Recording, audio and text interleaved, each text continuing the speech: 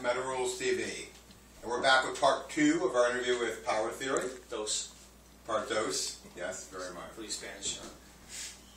All right, where do we leave off here? Well, we were talking about, what makes a band heavy metal or what makes you heavy metal. Yeah, actually a better question is, what's unacceptable in metal? What's unacceptable? I think there's people that kind of like, I was talking about earlier, they kind of like just jump to whatever is current or like you'll look at a band that, I don't even know how to name a band, but for example, the only one I can think of mine, they're not even metal, but there was, back in the day during the New Wave scene, there was that band,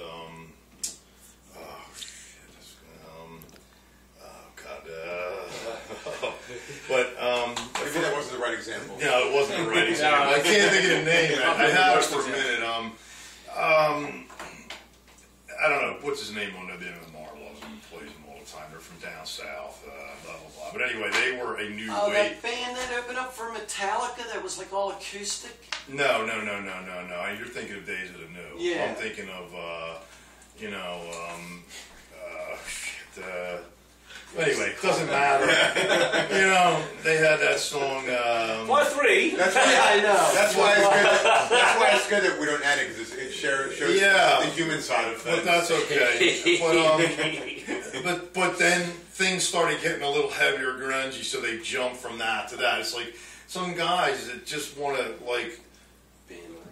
they don't want to stay true to what they want to play. I mean, if what makes a band not metal? Well, if you're like a rock guy and you're going to play this, you're going to play that, and you're going to jump on something like, well, they're playing Metallica on the radio, so I'm going to play something like that now, and it's just like it's a shadow of what it was when it happened, and it'll sell records at the time, but I don't think there's any longevity. I mean, no one's going to remember. Nothing against the Big Four, but like the Big Four becoming popular again, like people will just jump on that, and that's kind of mainstream metal, right? Okay.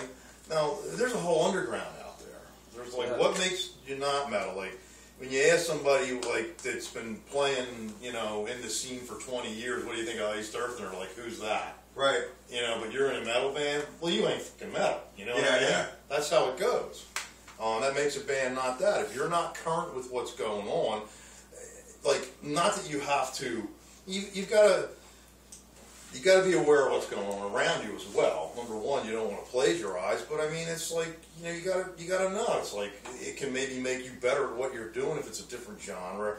That's a whole thing. It's like, where the hell did they come from? It's all heavy metal, right? You know what I mean? I don't understand that, but whatever. It's metal, and that's why I say everybody's got to stick together. Some guys may see them any day of the week. They may look like they're the guys in the band like any other day of the week, except when they're playing a show or going to practice. They might look like they'd be just as welcome home sitting in an Irish corner pub or whatever. Right. And then, when they go out to the show, everything comes on, it's different or whatever. Well, metal's in here. It's not. It's inside, is what I said. Sound, but it's a way of life. It's, how you look, how you dress. It's like, I'm like a little kid. When I got to go to a wedding, I got to put a tie on a show, I'm like, the whole time. It doesn't fit right. You're pulling at it. This is me. This is how I am. This is how I dress. It's when I go to work, I have to wear like a suit and real nice clothes, but I always wear like a metal shirt underneath my dress shirt. You just change in the bathroom before you just go in public. You go there and you go just when you break and you just like fondle I do. I can still feel it. And you learn to adapt. But I mean, I'm not saying that we're anti-establishment or anything like that. It's not like that. I mean, we're adults and we all have jobs, we all own homes, and it makes it that much easier. You get nicer gear now, I mean? Yeah. You don't have to rely on anybody else, and I mean, it's inside, but it's the dynamics that come out of inside, like what you do. People say, oh, it's evil, it's this, it's that, it's aggressive.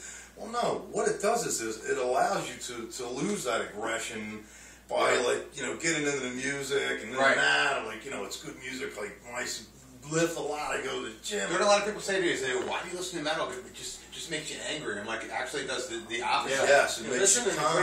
Dead. It calms you down. Yeah, that makes me sad. That makes me sad. Yeah.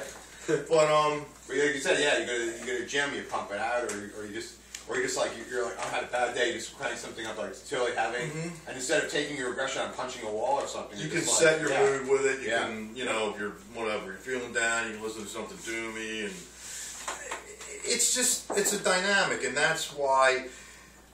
As going through my lineup changes and trying to find what I wanted to really try to hit home and like get the idea across for what Power Theory was all about, when I started playing with him, he's into the same music I am. Sometimes a little different bands. He likes some stuff that's a little cheesy to me, but for the most part, for the most part, like we're into like a lot of like not cheesy like Cinderella.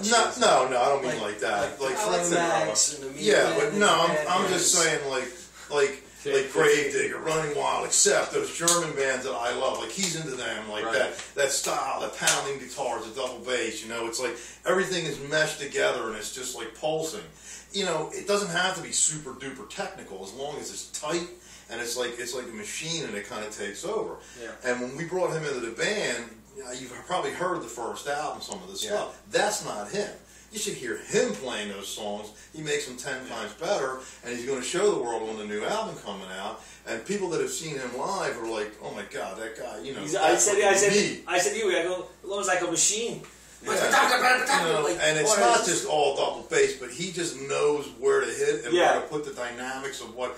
And when we get in a room and write, it's, you know, like I'll say like, well, kind of like. Stealer by Priest, and it'll be like, oh, you mean a riff kind of like, we're not plagiarizing, but just being able to recollect stuff that we like and come up with stuff on our own, it's just a beautiful thing. I feel like you should be blushing at this point. Yes. I'm not used to compliments. It's very flattering. It's very nice. He said the other day, he's like, I never thought I would be one of the more stable people in a band. After meeting me. I always was in a band for about 6 months, then back in rehab. Get a little Band-Aid on, and then come back out, do the band thing, go on tour, and then back in rehab. And now it's like I got a really good job, and I'm a dad, and I'm married, and I'm playing metal again. So. Yeah, and I'm the crazy one. And you killed the drums, man. I'm telling you. I saw that show. I was like, wow, what the hell's he doing? It's just like, that's not a good example. What I'm doing is not a good example. I'm like, it sounds like it's really awesome. He just hits terrible. He hits hard. He hits so hard. He hits hard like Bonham hard, and you know he can just, the double bass is really good. It's tight. It's what we were lacking. There's not a lot of guys that can do that. They might do little triplet riffs. They might do this and that. They can't hold a steady time like that. You know what I mean? No, to keep that going.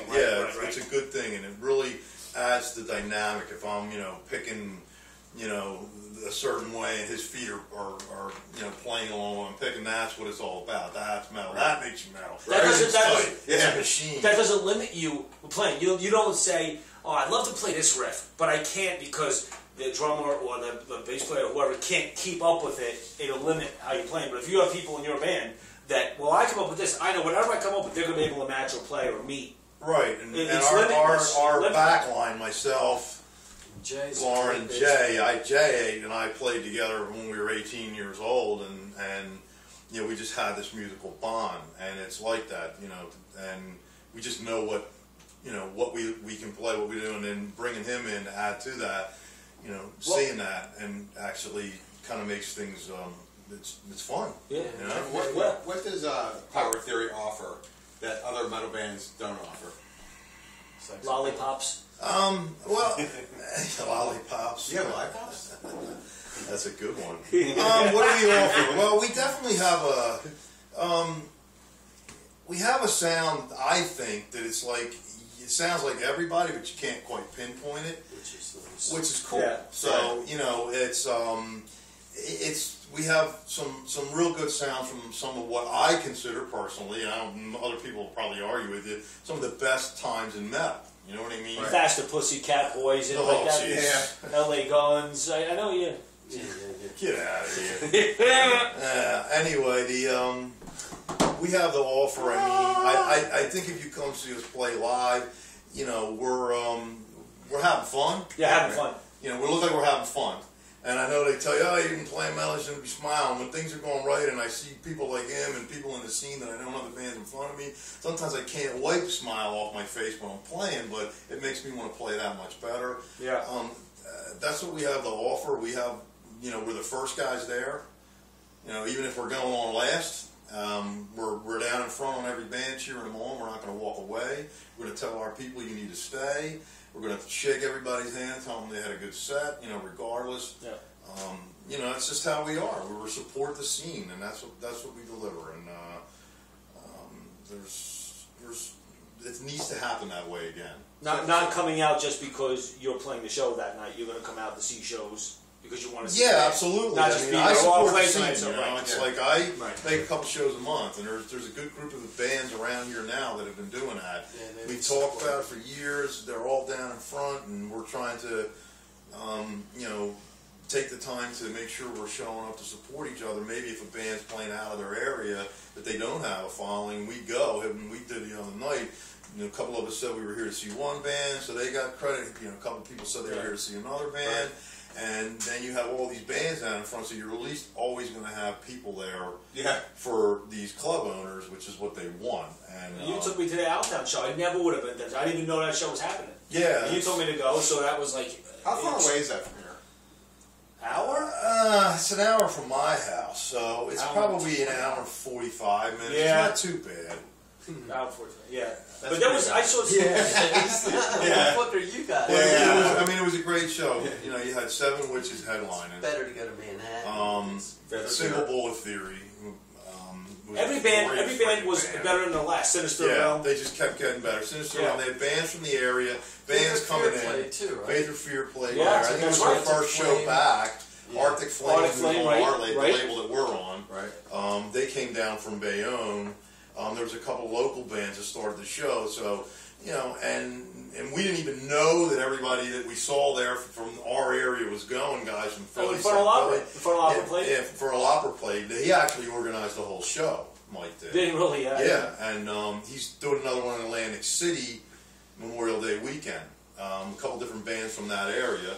That's Metal Chaos. It is. It's at I want to say either the Boneyard or the Le Grand Fromage. I'm not sure which one, but some of the same bands that we saw that night are playing there, but some other local bands will be the early support for it. I just want to say that... Okay. Oh, go ahead. Okay. On that note, we have to... Oh. Make helicopter sounds. That's what she means when she does that. Goes, woo, means... Oh, I was doing that. No, she did. Oh. 1 minute. Wait, how did that get from what makes a band metal to that? See, that's my ADD. Yeah. You can't shut me up. Start snorting.